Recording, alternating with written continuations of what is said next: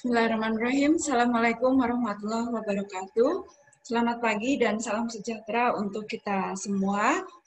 Terima kasih sudah bergabung di kelas pembudidayaan tanaman.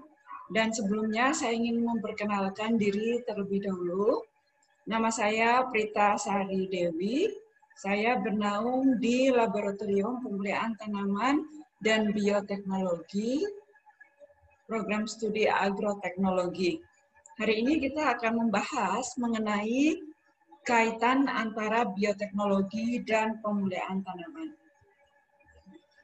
Seperti yang sudah kalian pelajari pada pertemuan berikutnya mengenai metode pemudidayaan tanaman, maka kita bisa membaginya secara umum menjadi dua metode utama. Yang pertama adalah metode konvensional melalui persarian atau persilangan. Dan yang kedua adalah metode dengan pendekatan bioteknologi. Nah, bagaimana hubungan antara bioteknologi dan pemudidayaan tanaman ini? Maka kita bisa mempelajarinya pada pertemuan kali ini. Secara umum, bioteknologi memiliki peran untuk memecahkan masalah yang dihadapi dalam pemudidayaan tanaman konvensional. Mengapa? Karena bioteknologi dan pemudidayaan tanaman konvensional ini merupakan dua jenis metode yang melengkapi dan saling menunjang dalam perbaikan sifat tanaman. Ada beberapa metode pemudidayaan tanaman dengan pendekatan bioteknologi. Salah satunya adalah kultur in vitro atau kultur jaringan. Metode ini didasari oleh penemuan teori totipotensi sel atau total generic potential cell yang dikemukakan oleh Scladen dan Swan pada tahun 1958. Teori ini menyatakan bahwa sel tanaman memiliki kemampuan berdiferensiasi membentuk tanaman lengkap jika ditanam pada media in vitro. Nah, media in vitro ini akan ditambahkan oleh unsur-unsur dan zat pengatur tumbuh yang dapat memicu perkembangan, baik itu berupa sel, jaringan, organ, protoplasma, ataupun nantinya dia akan bisa berkembang menjadi tanaman sempurna. Pada perkembangan selanjutnya, kultur jaringan ini menawarkan beberapa pendekatan dalam perbaikan sifat yang merupakan alternatif dalam kegiatan pemuliaan tanaman. Ada beberapa keuntungan yang bisa kita dapatkan melalui metode ini. Yang pertama adalah kemungkinan untuk melakukan seleksi pada tingkat sel. Misalnya bisa berupa seleksi pada kultur sel atau kultur protoplasma. Kalau pada metode pemeliharaan konvensional, seleksinya ini dilakukan di lapang pada lahan yang sangat luas, melibatkan banyak pekerja atau petani dan juga peneliti, maka di sini seleksi tersebut bisa dilakukan secara in vitro di laboratorium. Kemudian yang kedua adalah mampu memperbaiki sifat tanaman yang steril. Steril di sini maksudnya tidak bisa melakukan persarian atau persilangan, sehingga tidak memungkinkan dihasilkannya bunga. Seperti yang kita tahu, metode konvensional melandasi pada adanya persarian atau persilangan untuk mendapatkan variasi genetik. Tetapi pada tanaman tertentu tidak dimungkinkan adanya persarian atau persilangan tersebut, sehingga perlu dicari alternatif. Yang ketiga adalah mempercepat didapatkannya tanaman homozigot. Nanti akan dijelaskan bagaimana metode ini bisa mempercepat adanya upaya untuk mendapatkan tanaman yang homozigot. Sedangkan pada pemilihan konvensional, untuk mendapatkan tanaman yang nearly homozygous, ini dibutuhkan kurang lebih minimal 8 kali selfing atau 8 kali menyilang sendiri untuk pemilihan tanaman menyerbuk sendiri. Kemudian yang keempat adalah kemungkinan untuk melakukan hibridisasi jarak jauh dan tanaman yang secara seksual merupakan atau tergolong incompatible, misalnya melalui fungsi protoplas. Jadi ada sifat tertentu pada tanaman yang dinamakan dengan incompatibility. Sifat ini tidak memungkinkan tanaman yang memiliki incompatibility untuk bisa disilangkan meskipun mereka pada spesies yang sama. Nah, ini bisa diatasi menggunakan fungsi protoplas. Selanjutnya adalah membantu penyelamatan embrio pada persilangan interspesifik atau biasa dikenal dengan istilah embrio rescue. Kalau kalian amati, ada beberapa jenis tanaman yang mudah sekali embrionya ini gugur pada awal setelah masa pembuahan. Ya, jadi right after the diffusion, kemudian berkembang menjadi embrio awal, nah ini gugur. Tidak bisa berkembang menjadi biji dan buah. Oleh karena itu dapat diselamatkan menggunakan teknik embrio rescue. Selanjutnya juga kemungkinan menambah atau memodifikasi gen khusus sesuai dengan kebutuhan. Nah, ini bisa dilakukan secara presisi. Ya, nanti akan dijelaskan bagaimana bedanya.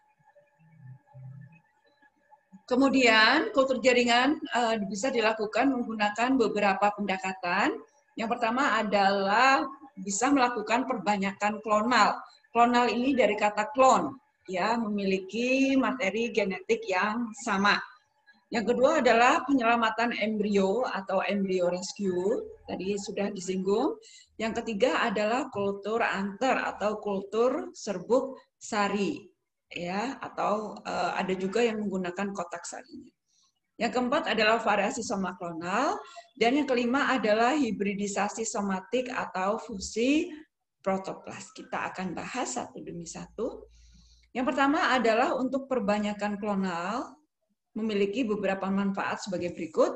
Yang pertama adalah mampu memperbanyak secara cepat dan masif, ya. Jadi dari terutama tanaman yang memiliki sifat tanaman semusim, biasanya tergolong sukulen atau semi sukulen dan terdiri dari ruas-ruas.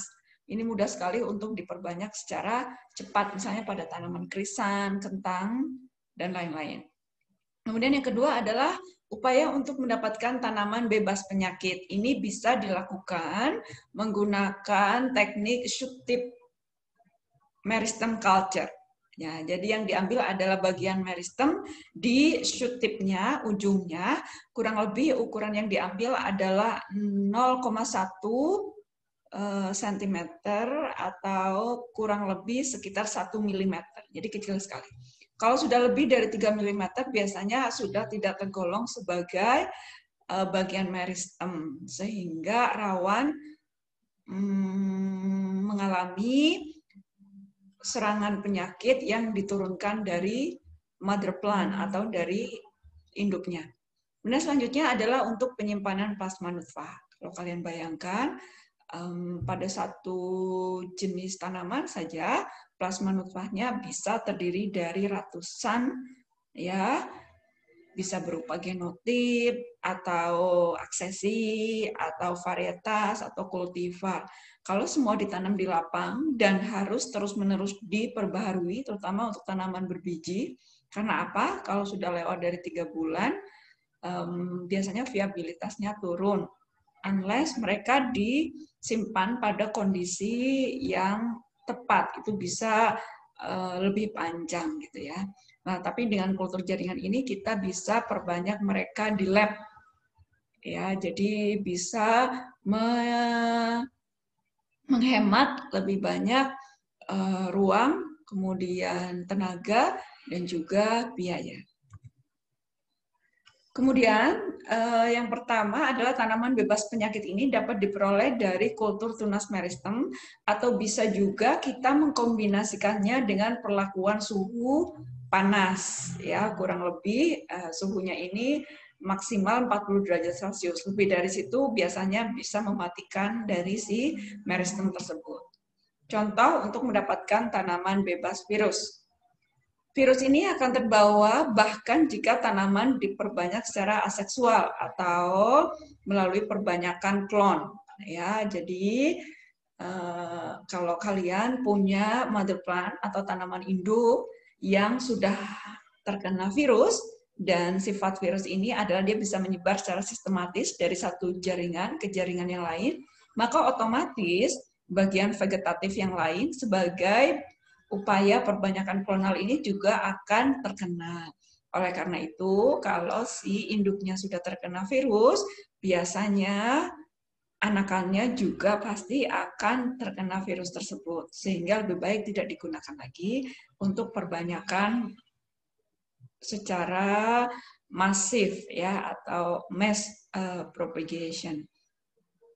Kemudian virus juga banyak terdapat di batang dan daun tetapi tidak di jaringan meristem yang baru. Karena apa? Karena tingkat perbanyakan atau perkembangan dari sel meristem ini jauh lebih cepat dari perbanyakan virus. Itulah yang memungkinkan mengapa pada jaringan meristem ini belum bisa diinvasi oleh virus. Kemudian adanya kultur jaringan pada bagian meristematic dome di shoot tip ini atau ujung tunas ini memungkinkan diperoleh tanaman bebas virus hanya jika ukurannya itu maksimal adalah 1 mm. Kecil sekali ya.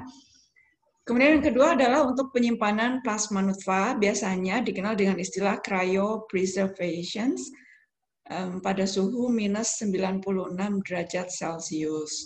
Nah, suhu ini hanya bisa diperoleh menggunakan nitrogen cair, ya, dan bisa dipertahankan forever atau selamanya bila kondisi dipenuhi. Kondisi ini adalah karena cryopreservation ini membutuhkan adanya deep freezer. Deep freezer ini yaitu tadi suhunya minus 96 derajat Celcius. Jadi perlu dijaga stabilitas listrik, tidak boleh ada listrik mati, dan seterusnya. Kemudian tanaman ini bisa kita lakukan thawing atau jadi kalau kalian mau masak frozen food maka dikeluarkan terlebih dahulu ya pada suhu ruang. Nah, ini yang dinamakan dengan thawing dan nanti dia bisa tumbuh kembali menjadi tanaman sempurna. Contoh pada tanaman kacangan ini bisa dilakukan kultur meristem menggunakan cryoprotectant tertentu. Bisa berupa PEG atau dimethyl sulfoksida. Lalu disimpan pada nitrogen cair dengan suhu minus 96 derajat Celcius dan nantinya dapat ditumbuhkan kembali. Selanjutnya adalah persilangan kerabat jauh yang memungkinkan terjadinya inkompatibilitas seksual sehingga embrio gugur dan tidak terbentuk biji.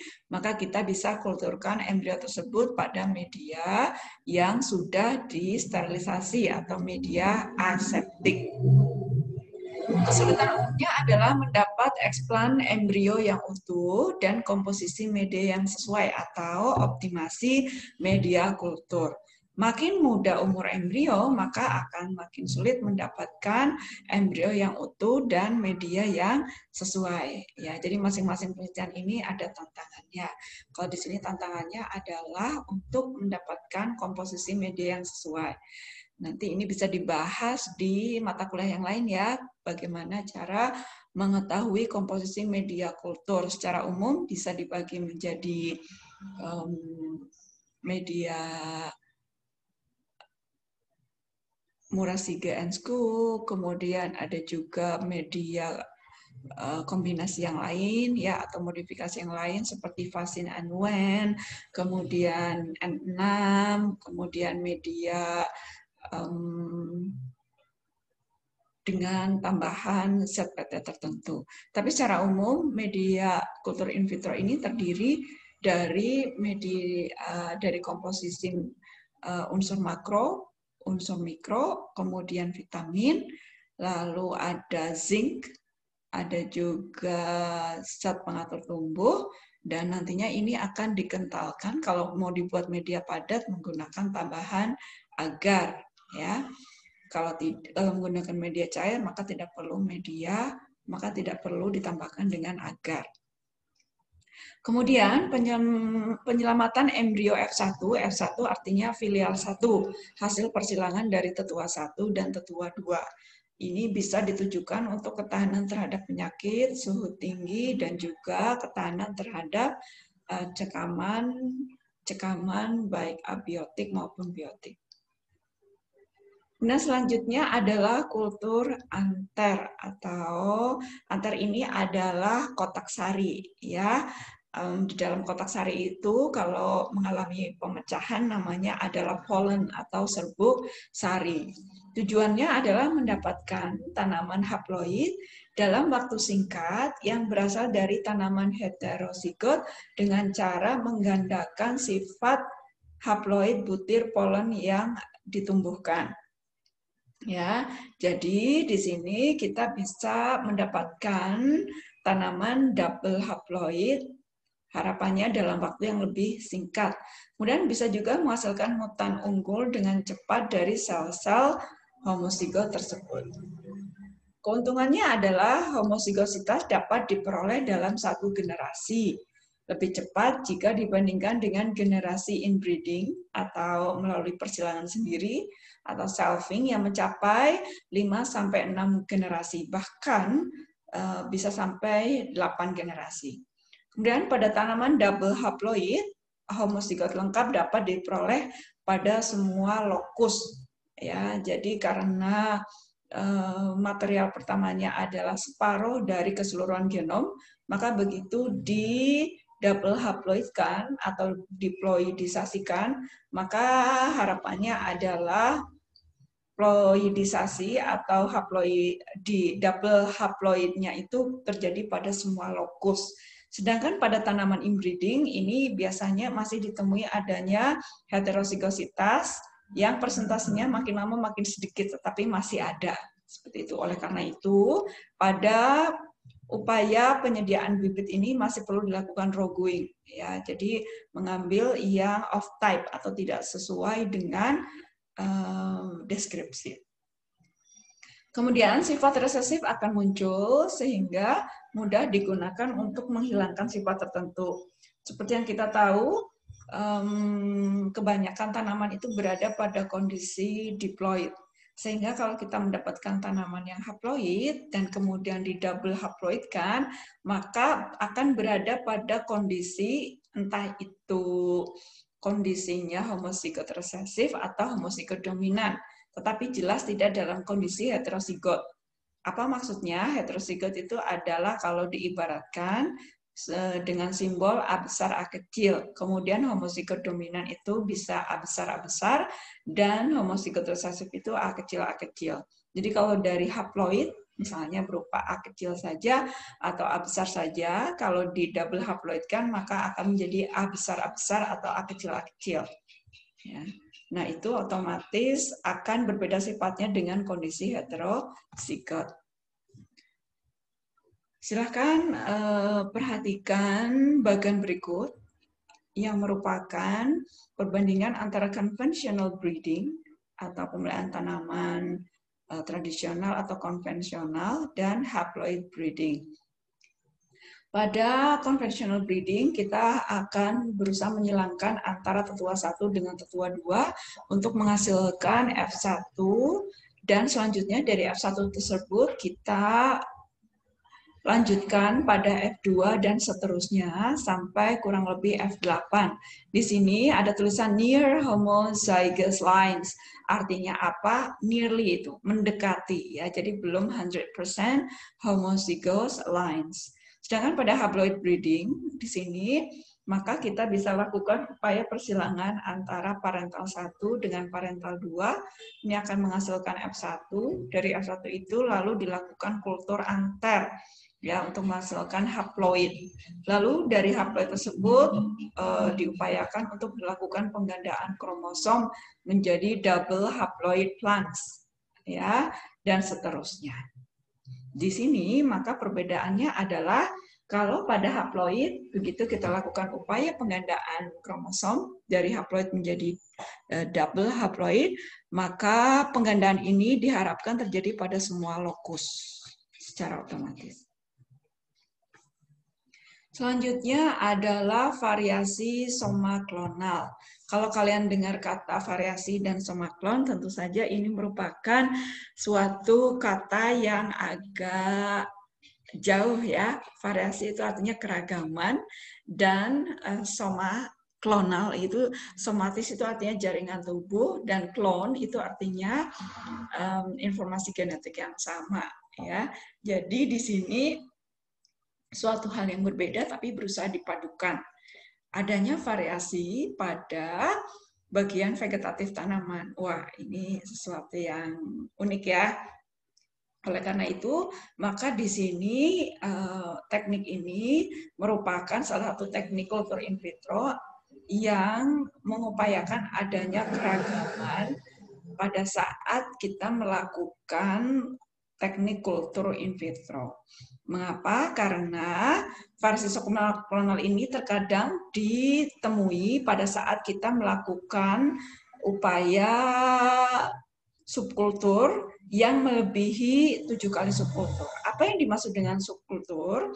Jadi tadi kalau kalian sudah mengenal teknik kultur in vitro secara umum, tekniknya pertama adalah menyiapkan media yang diperlukan, kemudian mengambil eksplan, lalu dilakukan sterilisasi, lalu eksplan tersebut ditanam pada media kultur. Tentu saja tidak bisa hanya dilakukan sekali, karena nanti medianya ini akan penuh dengan tanaman-tanaman yang baru. Oleh karena itu perlu dipindah ke media yang baru. Nah, pemindahan eksplan atau tanaman atau sel yang sedang berkembang dari satu media, dari media awal ke media selanjutnya, itu yang dimaksud dengan subkultur. Ternyata setelah diamati, kalau dilakukan subkultur lebih dari 7 kali, biasanya akan memicu adanya variasi somaklonal. Akibat apa? Biasanya hal ini terjadi akibat penggunaan zat pengatur tumbuh atau zat PT, bisa berupa auksin atau sitokinin atau kombinasi, bisa juga ditambahkan zat PT yang lain dalam konsentrasi yang cukup tinggi atau konsentrasi yang cukup untuk memicu adanya variasi somaklonal pada jenis tanaman yang kita gunakan. Ini adalah gambaran bagaimana variasi somaklonal bisa terjadi. Ya, jadi itu bisa terjadi secara otomatis atau juga bisa melakukan secara induced mutation. Artinya apa? Mutasi yang kita buat. Ya, bisa menggunakan radiasi atau bisa juga menggunakan mutagen. Menggunakan radiasi artinya kita menggunakan jenis radiasi tertentu. Kita bisa melakukannya di batan. Ya, yang umum digunakan adalah menggunakan sinar gamma. Nah, di sini misalnya kita punya benih yang masih seragam, kemudian dilakukan upaya radiasi, lalu ditanam. Dari situ, maka diharapkan akan terjadi variasi genetik pada benih yang kita radiasi. Kalian perhatikan di sini terjadi adanya perbedaan warna bunga yang dihasilkan, ada yang putih, ada yang pink, ada juga campuran antara putih dan pink. Kemudian bisa juga menggunakan perlakuan mutagen. Dalam hal ini kita bisa menggunakan beberapa jenis mutagen, tapi harus diingat karena mutagen ini sifatnya karsinogenik ya, atau bisa mengubah susunan informasi genetik yang ada pada tubuh kita maupun tanaman, maka mutagen ini kita harus mengenalnya dengan baik dan memperlakukannya sesuai dengan standar atau protokol yang berlaku. Bahkan ada beberapa jenis mutagen yang sudah di-ban atau dilarang di negara-negara di Eropa, walaupun masih digunakan di Amerika dan Asia. Jadi perlu sangat berhati-hati ya.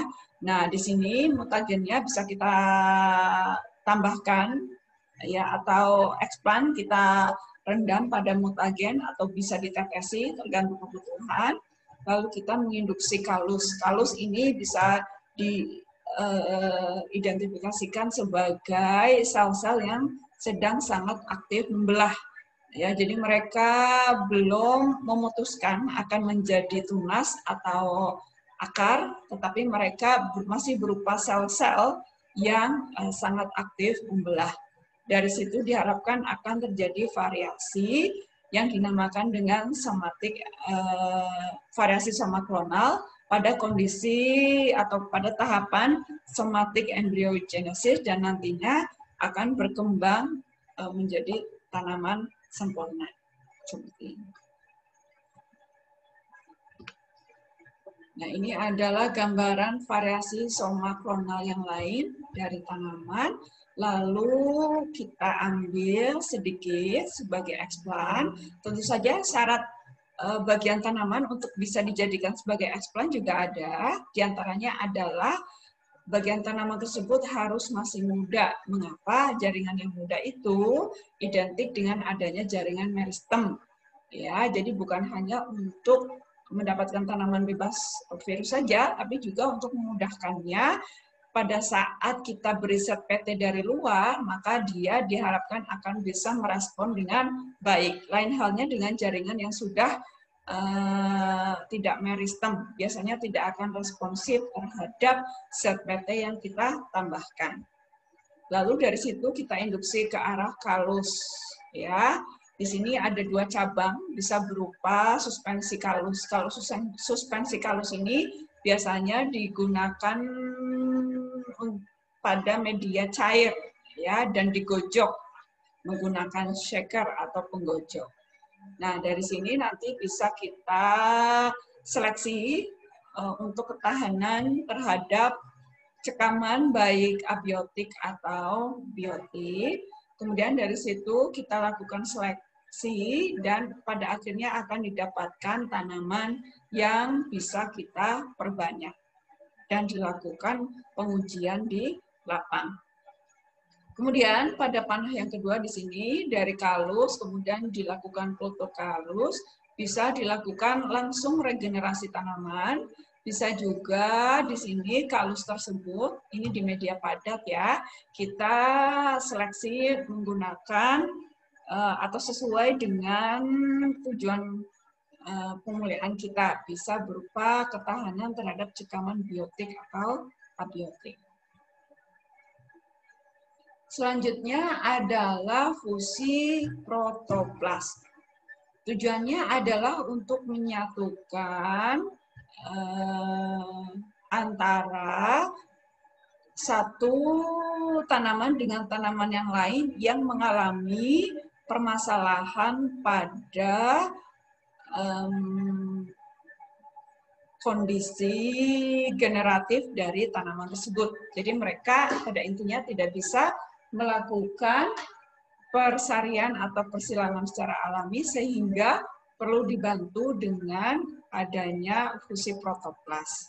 Ada dua kelemahan dari hibridas yang diperbanyak secara seksual. Yang pertama adalah sulit sekali untuk mendapatkan hasil persilangan yang berbeda spesies, apalagi antar genus, ya, karena adanya inkompatibilitas.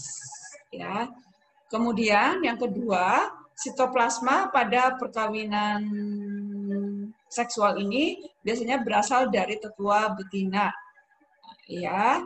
Nah, proses ini tentu saja akan menghasilkan sitoplasma yang sama persis dengan tetua betina. Ya, jadi sitoplasmanya berasal dari tetua betina atau maternal inheritance. Kemudian si sel telurnya ini setelah dibuahi akan menjadi percampuran antara sifat-sifat pada tetua jantan dan tetua betina. Nah, kalau menggunakan menggunakan fusi protoplas, maka akan dihasilkan dua tanaman yang betul-betul merupakan perpaduan dari kedua tetuanya, baik pada sitoplasma maupun pada inti sel. Ini adalah tahapan fusi protoplas. Nah, sebelum lanjut saya akan menanyakan terlebih dahulu, apakah kalian paham yang dinamakan dengan protoplas? Ya, protoplas bisa didefinisikan sebagai sel yang tidak memiliki dinding sel. Artinya apa? Dia sangat fragile atau sangat amat peka terhadap goncangan. Oleh karena itu, kita harus memperlakukannya dengan sangat hati-hati ya, extra care. Misalnya di sini kita punya 2 jenis tetua dengan keunggulan masing-masing yang ingin kita gabungkan. Ya, ada tetua A, ada tetua B dengan kelebihan tertentu yang ingin kita jadikan satu. Di sini karena mereka misalnya berasal dari spesies yang berbeda, bahkan genus yang berbeda, otomatis pada saat dilakukan persilangan biasanya tidak bisa atau kalaupun bisa, biasanya embrio tersebut akan gugur di awal. Oleh karena itu, di sini berupaya dilakukan fusi protoplas. Nah, pada saat melakukan seleksi, ini kita perlu mempertimbangkan, kita bisa lihat di mikroskop, apakah hasilnya merupakan suatu perpaduan antara tetua A atau tetua B, atau hanya merupakan protoplas dari salah satu tetua saja. Ya, karena yang kita inginkan adalah somatic hybrid cells, ya, perpaduan. Jadi bukan protoplas dari tetua A atau tetua B saja. Dari situ maka akan ditumbuhkan menjadi kalus, dari kalus berusaha ditumbuhkan menjadi tanaman sempurna atau biasa dikenal dengan istilah regenerasi tanaman. Ya, dari sini bisa kita ketahui biasanya kalau berupa hybrids atau cytoplasmic hybrids, ya, kemudian bisa juga berupa somatic hybrids, ya, yang asimetrik, atau somatic hybrids yang simetrik. Ya, oke. Kemudian selanjutnya adalah transformasi genetik atau plant genetic manipulations. Ada juga yang mengistilahkan dengan genetic transformation. Itu adalah istilah yang sama. Transformasi genetik bisa didefinisikan sebagai suatu proses pemindahan gen atau DNA asing ke tanaman, dan gen tersebut adalah berupa gene of interest atau gen yang ingin kita pindahkan dan mampu diekspresikan pada tanaman yang baru.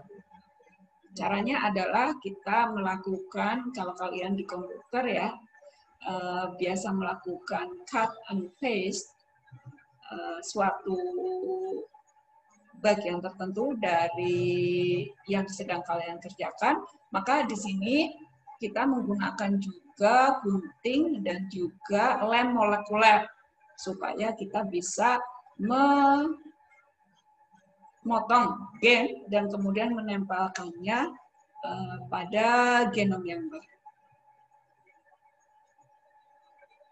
Di sini ini adalah gambaran transformasi genetik secara umum. Ini masih sangat umum ya. Nanti kalian bisa belajar di mata kuliah bioteknologi pertanian untuk lebih detailnya. Jadi di sini kalau kalian punya suatu varietas komersial yang memiliki daya hasil tinggi, respon terhadap pemupukan, daya adaptabilitasnya tinggi, rasanya enak, tetapi masih memiliki kelemahan di misalnya sangat peka terhadap hama atau penyakit tertentu.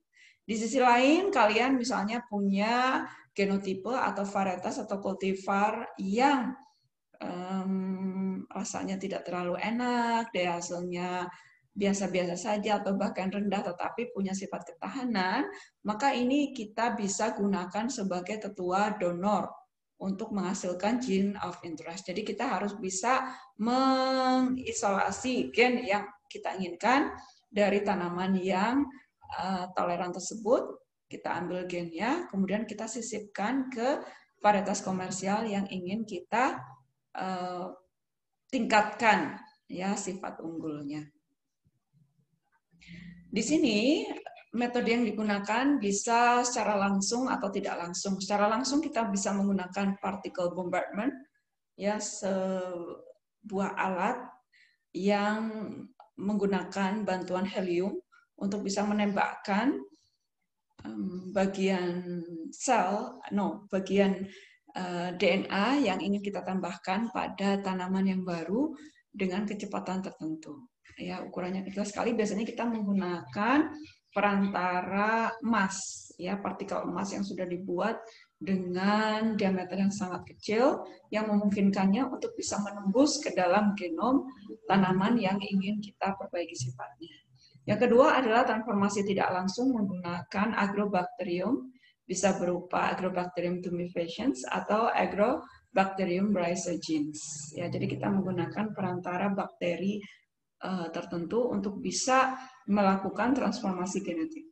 Tentu saja bakteri tersebut sudah di-engineer ya, atau sudah direkayasa supaya tidak menimbulkan serangan penyakit pada tanaman, tetapi sudah direkayasa dengan gen yang kita punyai. Sehingga pada saat diinokulasikan ke tanaman, dia akan bisa masuk dan mengantarkan potongan DNA yang ingin kita tambahkan pada tanaman komersil yang ingin kita tingkatkan keunggulannya. Ya, ini juga nanti bisa dipelajari secara detail di mata kuliah bioteknologi pertanian. Yang terakhir adalah penggunaan marka molekuler. Marka adalah karakter yang dapat diubah-aliskan yang berasosiasi dengan genotip tertentu dan bisa digunakan untuk mengkarakterisasi genotip. Ya, jadi di sini bahasa Inggrisnya itu adalah marker ya. Bahasa Indonesianya bisa berupa marka atau markah. Nah, marka ini dapat dikategorikan menjadi beberapa. Yang pertama adalah marka morfologi, yang kedua adalah marka sitologi, dan yang ketiga adalah marka molekuler. Marka morfologi ini artinya penanda yang dapat kita lihat menggunakan kasat mata. Contohnya, ada biji padi dengan ukuran panjang dan lebar tertentu, ada kedelai dengan warna tertentu, ada tanaman dengan tinggi tertentu, dan seterusnya. Kemudian ada juga marka sitologi, ya, lebih ke arah pengamatan sel. Ya, di sini kita bisa lihat misalnya beberapa jenis pengamatan sel yang bisa mendukung ke arah marka sitologi, misalnya ukuran stomata, kemudian kerapatan stomata, bisa juga di sini pengamatan selnya, jumlah kromosom, dan seterusnya. Ada juga di sini marka molekuler, artinya di sini sudah merujuk pada DNA atau informasi genetik yang ada pada genom yang tentu saja sangat berbeda antara satu organisme dengan organisme yang lain, bahkan antara satu spesies dengan spesies yang lain itu pun bisa berbeda. Ya, nah konsep ini, central dogma ini bisa kalian pelajari mulai dari mata kuliah genetika tanaman. Di sini prinsip dari marka molekuler adalah kita akan menyasar pada bagian-bagian informasi genetik. Di sini berupa misalnya basa yang ada pada tanaman. Ya, di sini misalnya ini adalah kromosom. Kemudian di sini kita mulai dari marka morfologi adalah penampilan yang bisa kita lihat secara kasat mata. Ya, di sini kita bisa melihat tanaman itu terdiri dari secara anatomis ada daun, ada batang, ada akar, dan seterusnya. Kemudian ada juga marka isozim, jadi menggunakan perbedaan enzim-enzim yang ada. Tetapi ini belum spesifik karena satu enzim bisa spesifik menyandi suatu fungsi tertentu atau bisa juga sifatnya general. Jadi bisa juga menyandi sifat-sifat yang lain. Yang ketiga adalah marka molekuler, karena kita dasarkan pada perbedaan urutan bahasa di situ, maka otomatis di sini sangat spesifik antara individu satu dengan individu yang lain. Nah, itu yang akan kita jadikan pembeda antara satu individu dengan individu yang lain. Ini juga akan bisa dibahas secara detail pada mata kuliah bioteknologi pertanian. Nah, kelebihannya dari masing-masing marka ini adalah kalau marka morfologi, maka kita tidak perlu menggunakan metode atau analisis yang sophisticated atau yang kompleks gitu ya. Relatif sederhana, kita bisa ukur tinggi tanaman, kita bisa ukur lebar daun, dan seterusnya. Kelemahannya adalah sangat mudah dipengaruhi oleh kondisi lingkungan. Dan artinya apa? Kalau kondisi lingkungan itu misalnya kita tanam di dataran tinggi, maka kemungkinan nanti kalau diamati lagi di dataran rendah, dia akan menunjukkan respon morfologi yang berbeda. Ya. Yang kedua adalah memperlihatkan pewarisan sifat dominan resesif. Seperti yang sudah saya kemukakan, sebagian besar gen berada pada kondisi heterozigot. Ya, jadi kita tidak bisa membedakan antara heterozigot dengan homozigot resesif, ya, karena sifat yang resesif itu ditutupi oleh gen dominan. Yang ketiga adalah mempunyai tingkat keragaman yang rendah atau sulit untuk bisa kita bandingkan antara satu genotip dengan genotip yang lain yang berada pada satu spesies atau bahkan pada satu di bawah spesies itu ada subspesies. Saya kira itu yang bisa disampaikan. Untuk marka sitologis dan marka, apalagi marka molekuler ini dianggap jauh lebih presisi. Karena apa? Karena menyasar pada entitas yang paling kecil dari suatu makhluk hidup, ya, yaitu terutama marka molekuler mendasarkan pada variasi di tingkat DNA. Ya, pendekatannya pun macam-macam, bisa berupa marka yang sifatnya adalah dominan, misalnya RAPD, ya. Bisa juga kodominan, misalnya SSR atau PCR RFLP, atau bisa juga menggunakan teknik sequencing, ya, atau pengurutan gen. Nah, semua itu nanti bisa digunakan pada proses pemulihan tanaman sebagai upaya mempercepat seleksi, sehingga ada istilah MAS, ya, Marker Assisted Selection. Jadi seleksi berdasarkan marka. Jadi kalau kita sudah punya suatu marka yang terasosiasi dengan sifat tertentu, maka kita bisa gunakan bantuan marka tersebut untuk mengidentifikasi genotipe mana yang sesuai dengan keinginan kita dan mana yang tidak. Jadi kalau menggunakan seleksi di lapang, maka biasanya kita perlu menunggu sampai panen, terutama pada karakter-karakter daya hasil atau karakter-karakter yang terasosiasi dengan atau yang berada pada fase generatif, ya. Kita harus menunggu 3 bulan, 4 bulan. Tetapi kalau menggunakan pendekatan molekuler, maka kalau kita sudah punya suatu marka yang tervalidasi, dia diasosiasikan dengan sifat tertentu yang ingin kita pelajari, maka kita tidak perlu menunggu sampai panen. Kita bisa melakukan screening atau seleksi di awal pada masa atau fase perkecambahan. Kita bisa kupas lebih dalam lagi nanti di mata kuliah yang terkait. Ya, sampai bahkan ada mata kuliah yang lebih spesifik lagi, yaitu rekayasa genetika tanaman. Ini sambil promosi ya, tentang